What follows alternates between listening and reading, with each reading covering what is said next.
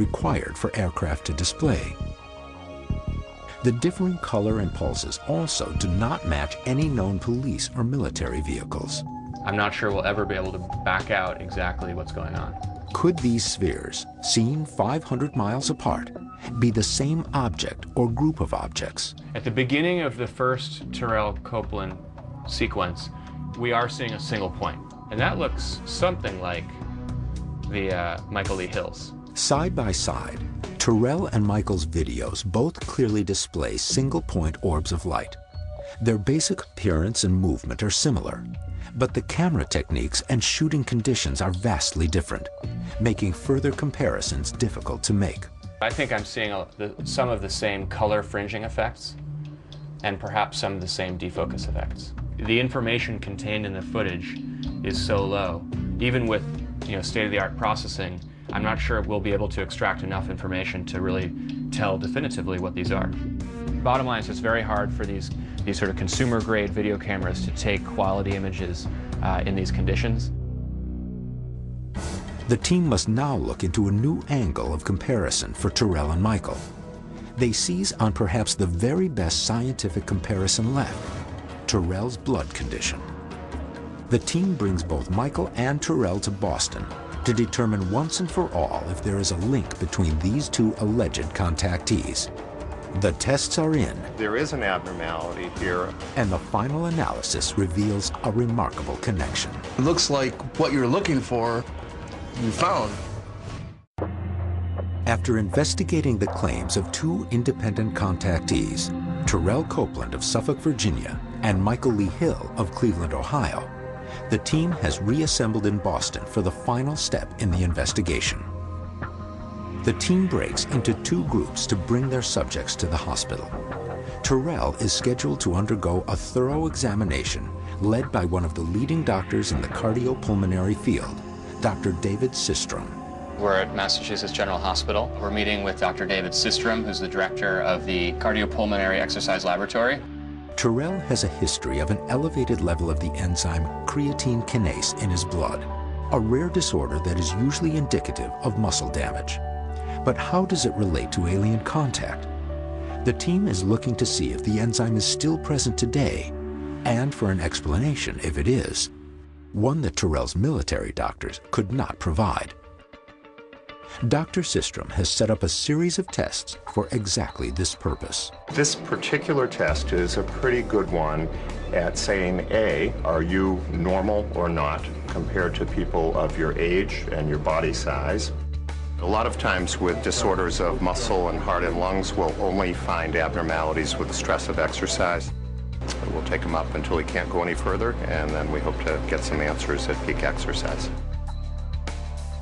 If there is an abnormality, we can begin to point at the nature of the abnormality. We can determine whether it's your lungs limiting you, whether it's your heart limiting you, or whether it's your muscle limiting you. And that's the important one, I think, from the sound of your history, that we're going to determine whether there's an abnormality of muscle metabolism here. As Terrell completes his testing, Michael arrives to have his blood drawn for a full analysis as well.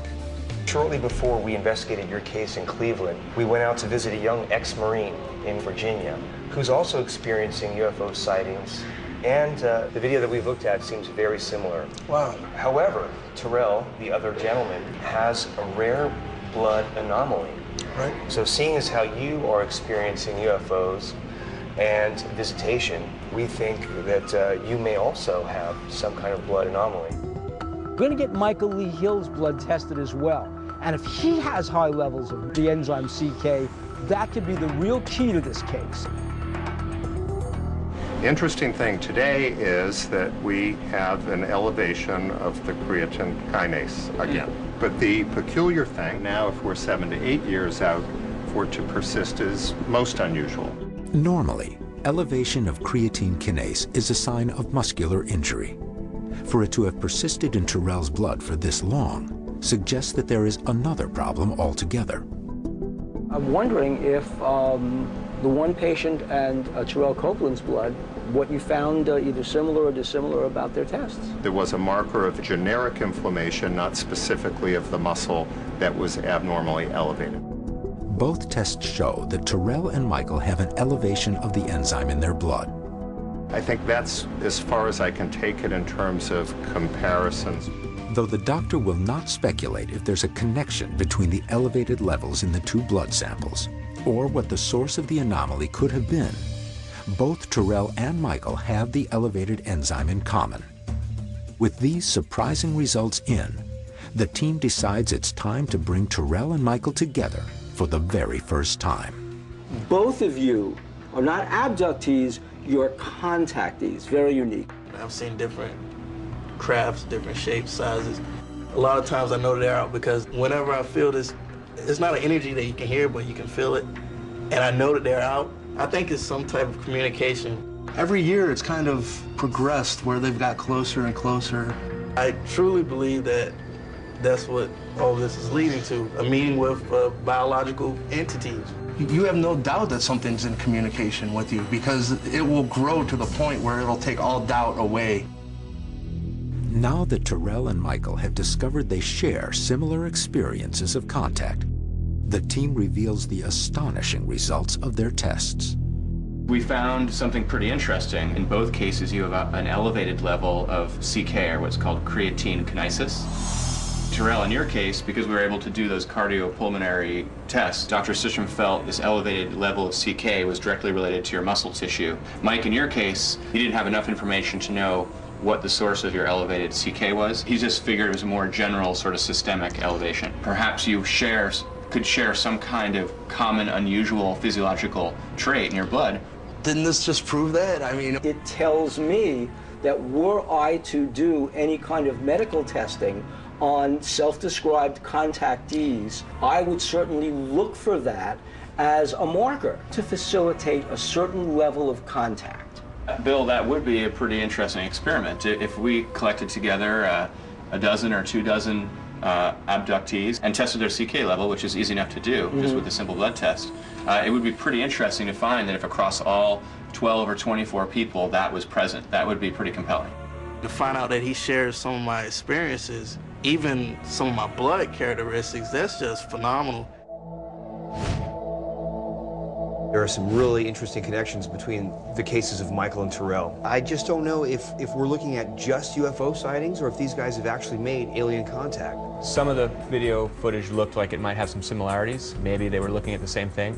As far as a blood test goes, we did a comprehensive set of blood analyses. The only thing that we found that was unusual across the 2 sets was the cytokinase. I think that they are definitely connected in some way because we got 2 people with high CK levels that are reporting the same phenomena. I think after our comprehensive analysis, we have found no provable connections, no provable links. In both cases, there was something beneath the surface. I mean, sometimes we have to be happy with this, that the real answers lie in the quest and not in the solution. Today, Voyager 1 continues its journey into deep space, carrying with it proof of our existence on Earth. But NASA believes it will be 40,000 years before the craft reaches the nearest planetary system and possibly makes contact with others like us. Meanwhile, with more and more contactees coming forward here on Earth, many wonder if the contact has already begun.